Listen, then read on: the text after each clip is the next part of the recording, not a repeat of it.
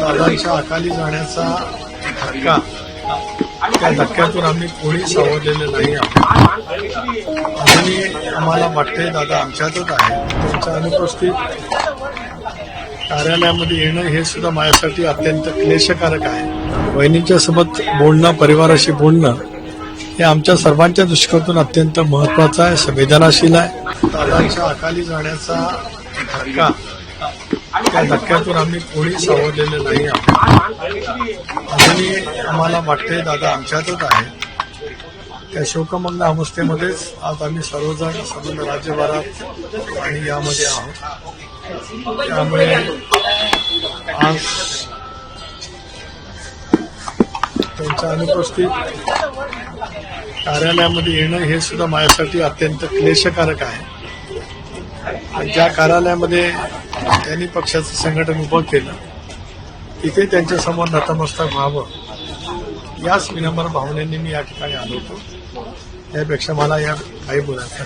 साहेब, सगळ्यात जास्त की तुम्ही मुख्यमंत्र्यांची भेट घेतली याच्यावर खूप वेगवेगळी चर्चा सुरू आहे. नेमकी भेट कशासाठी होती, काय कारण आहे? आज भेट जरूर झाली. सुनेत्रा वहिनी आणि परिवार धार्मिक विधीमध्ये आहे.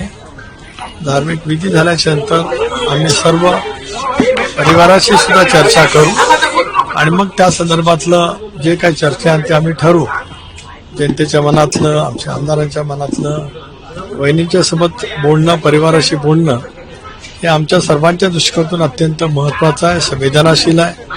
आम्ही प्रत्येक कृती संवेदन आणि दादाने ज्या पद्धतीने संबंध महाराष्ट्र घडवला, आज आपण पाहतो की त्यांच्या दुःखद निधनाने संबंध राज्य शोकमग्न आहे. 2 दिवस प्रिंट मीडिया असेल, इलेक्ट्रॉनिक मीडिया असेल, दादांचे सर्व स्पर्शी पैलू संबंध महाराष्ट्राने अनुभवलेले आहेत. त्यामुळे त्याच अतिशय शोकाकुल दुःखद वातावरणामध्ये आम्ही आहोत.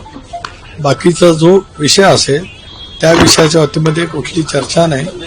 मुख्यमंत्र्यांची भेट कुठे झाली, कालही मुख्यमंत्री महोदय अंत्यसंस्काराला आले होते.